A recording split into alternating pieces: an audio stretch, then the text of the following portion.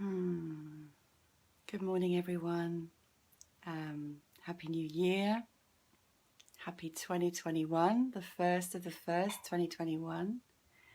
How amazing it is to be standing here on this earth at this time of great awakening. So I felt really guided and inspired to make this live video today. And feeling a little bit nervous actually about doing it, but it's something that's been there in the field to come through, and also part of an abundant business course that I've been doing as well. But I really had to wait for the right time where it's felt fully authentic to speak in this way, from my heart, from my truth, from my vulnerability, from my being, as to my why I do what I do, why I be what I be, in my life and in my work, all of it. And you know, if you look on my profile, you'll see that I'm a teacher of embodied awareness, and I'm a teacher of awakening for women.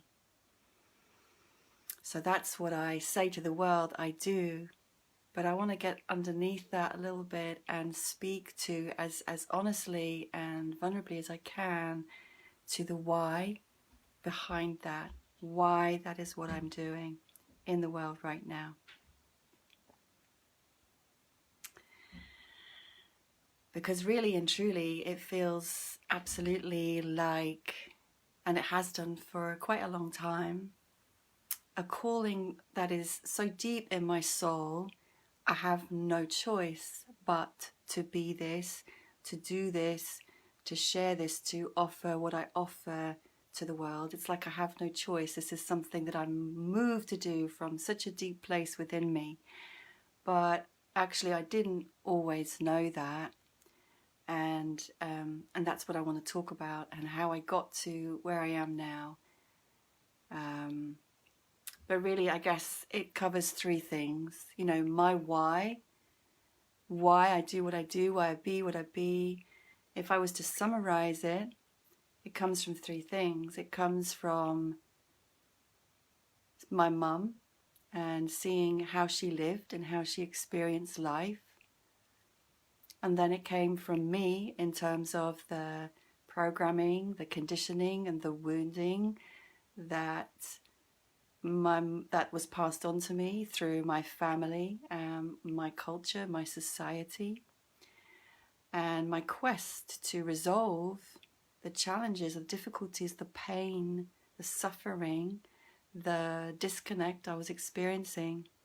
And then the third part of it really is, at a certain point in that quest for healing and understanding, this calling to my soul awakened. And you know, then I went on to be and become and do what I do now. But it's been really a whole lifetime. And as I look back now and I kind of track my evolution and I track my growth from a girl to the 56-year-old woman that I am now, the priest. Sorry, I was just getting a call coming through. You know, I can look back with so much love in my heart for my younger and former self, in all her different permutations, in all her different life stages. And as I look back to her with love, so much love and compassion, I just wish, so deeply and fervently that there had been somebody to show me. And I feel, gosh, I feel really emotional saying that there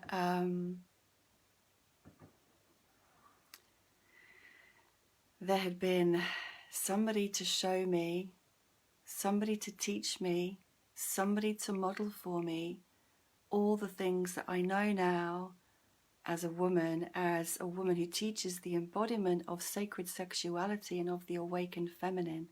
I wish so fervently that there had been somebody to show me that when I was a girl, when I was in puberty, when I was a young woman, in all these different life stages, and that I wish it hadn't been so fucking difficult for me to access, to find, to discover this wisdom, this truth, this power that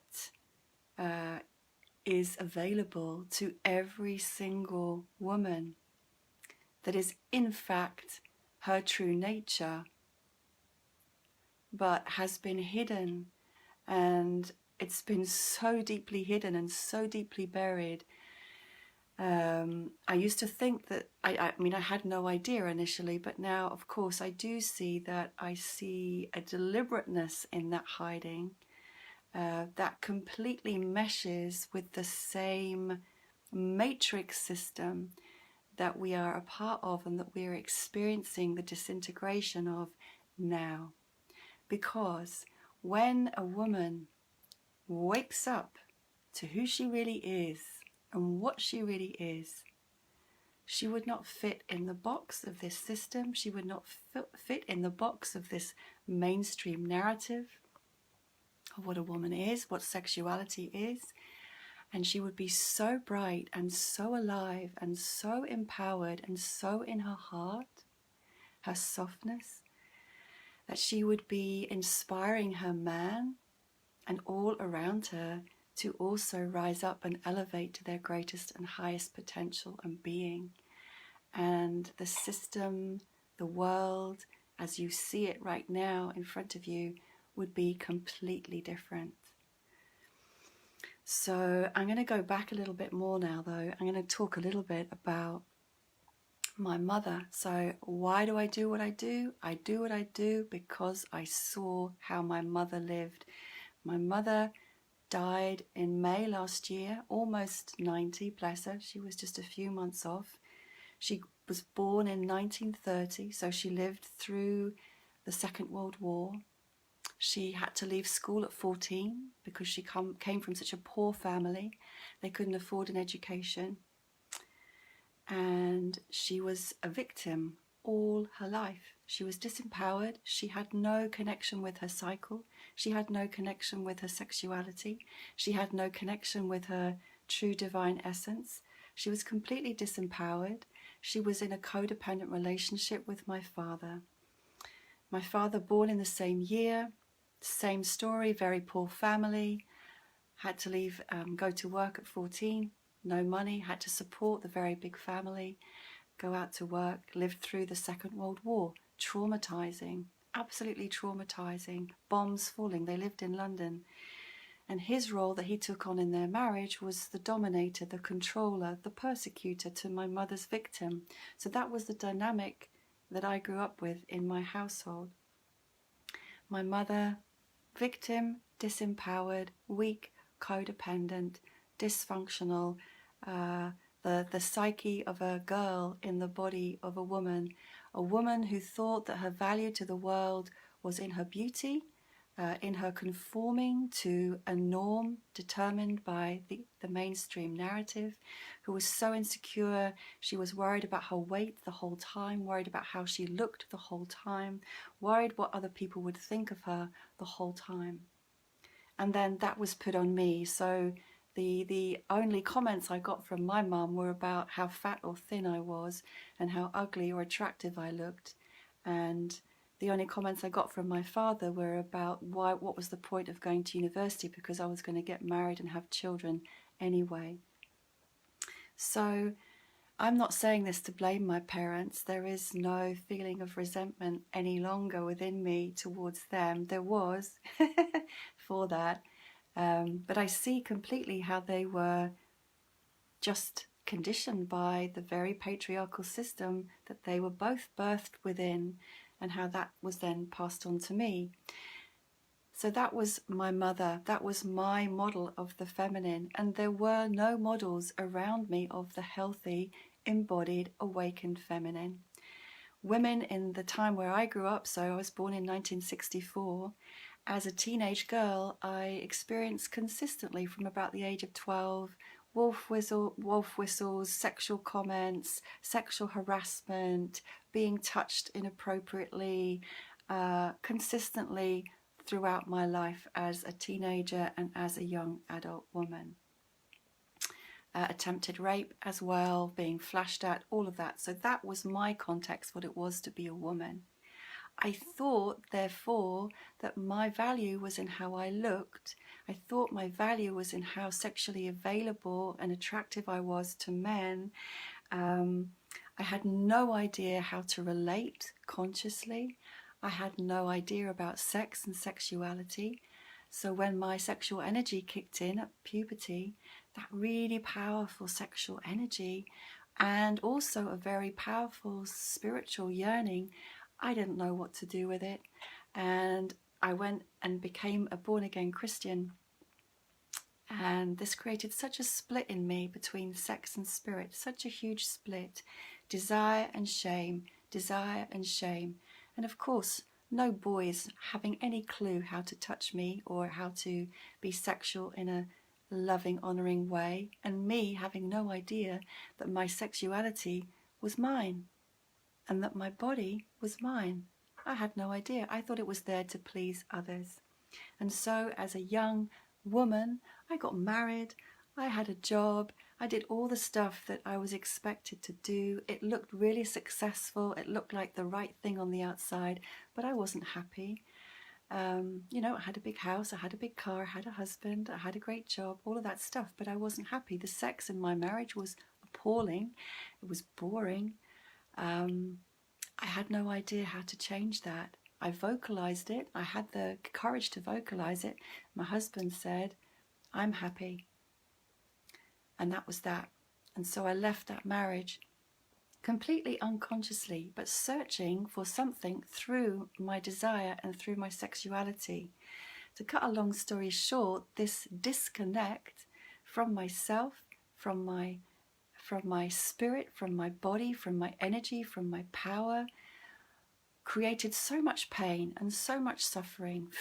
Two failed marriages, many lovers, and a constant sense of anguish and aloneness and not rightness. So basically, everything that I was taught at school, everything that I was taught in the church, everything that I was taught by my family didn't show me how to be happy, didn't show me how to be fulfilled. In fact, everything in that programming, church, family, education, was there to squash my light, to squash my soul, to squash my essence, to squash my creativity and my sexual empowerment.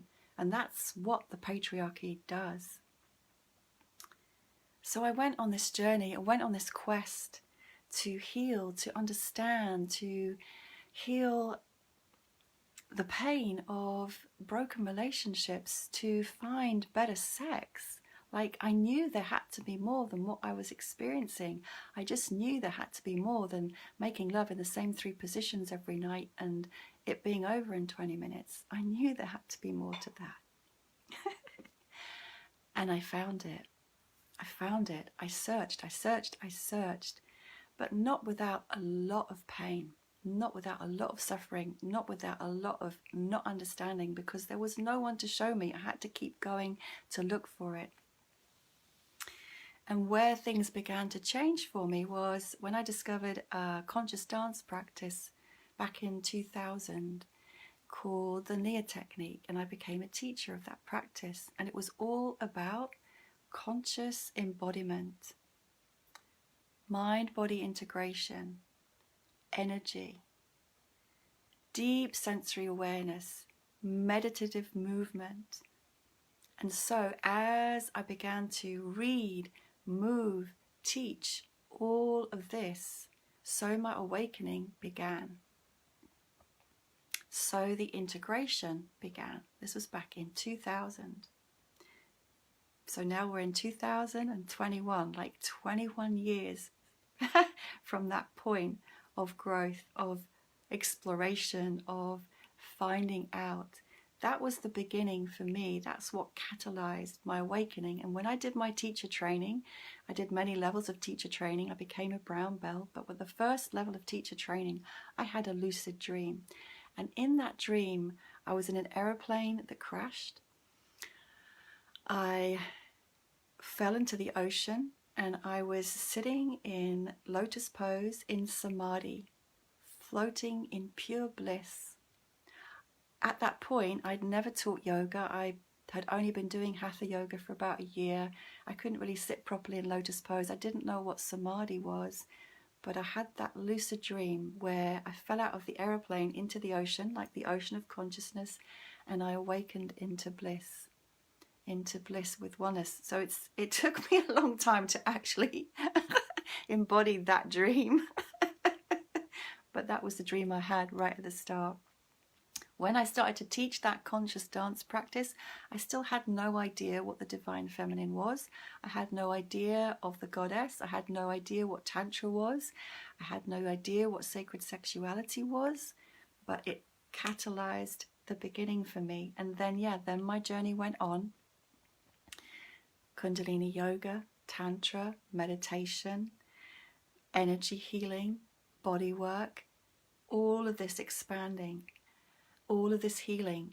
And at the same time, in parallel, as I taught and as I learnt, more wounding coming up, more shadow coming up, more pain, more suffering, more trying to figure things out, relationships not working, but a sexual blossoming, a sexual opening, the awakening of my energy channel so that Kundalini Shakti could flow through my body, whole body orgasms.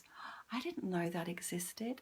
I didn't know that Shakti was a force for spiritual awakening, the understanding that sex and spirit are one. And then at a certain point, finally, the dawning of the recognition, the realization that there is this immense, infinite power of the divine feminine Shakti. That is who I am. That is who I am, and it's been hidden. It's been hidden. And so once I knew that, and once I'd explored all of these modalities, then there was the soul's calling to share, to teach this. And I began to share and I began to teach, still not fully embodying myself. And actually, there's never a point, as far as I'm concerned, where we get to where we know everything or we've embodied everything. The more I go deeper into this path, the more I become humbled in recognizing that my mind knows nothing, and it's only in the surrendering and open to this energy and to this awareness that true truth, real truth, comes through me. So there's a lot of letting go and surrendering to happen. It's not about acquiring intellectual information, even though I've got a great intellect, but it's like this wisdom is so rich, so deep, so profound, and it's been hidden. And so my passion and my calling is to share this wisdom for every woman to remember who she really is. And I do that for my mother. I do that for myself. I do that because my soul compels me to, and I have no choice. And what underpins this for me at this point in my life is the knowing that as each and every one of us remembers and re-embodies who we truly are, so for me that is the divine feminine in divine union with her divine masculine counterpart. And I do not mean an external man, I mean embodying that divine union within myself. So that is part of the awakening of the feminine that I teach and that I seek to embody every day. As each of us becomes that, so the world is changed to heaven on earth. And the only way that can be is through each of us doing this inner awakening work. So for me, what I bring, what I'm called to, is to support the Great Awakening through sharing, supporting, transmitting that process for women, holding them in that. So each and every woman that I connect with remembers who she is and goes forth into the world fully empowered, fully expressing her unique soul gifts, fully sexually awakened. And so then, if she meets a man or a woman in sexual relating, they rise together. They rise together in love. They rise together in sovereignty. And this is how the world changes. This is how the world changes. It's not by trying to change the outer environment. It's by doing this inner work. So that's my why. I do it for my mum. Bless you, Mum. I do it for me, my former self, because she, if only she had known this, she would have avoided so much suffering, so much wasted time. Well, actually, that's not true. I don't think time's ever wasted, but she could have been living her life on purpose, expressing her gifts to the world, enjoying the most divine, ecstatic lovemaking, which is what she's here for. We're here to make love. Having beautiful, conscious relationships, elevating the energy in this planet from a much younger time. So as I look back to my former self, I do it for her, and I do it because my soul calls me to. So now I'm doing it for everyone, really. Ultimately, it's for the all. It's for the everything. So thank you for watching. Thank you for listening. And if you want to know more about what I do, then just write a comment below or go to my website, shaktisundari.com. Thank you so much, and much love and Happy New Year.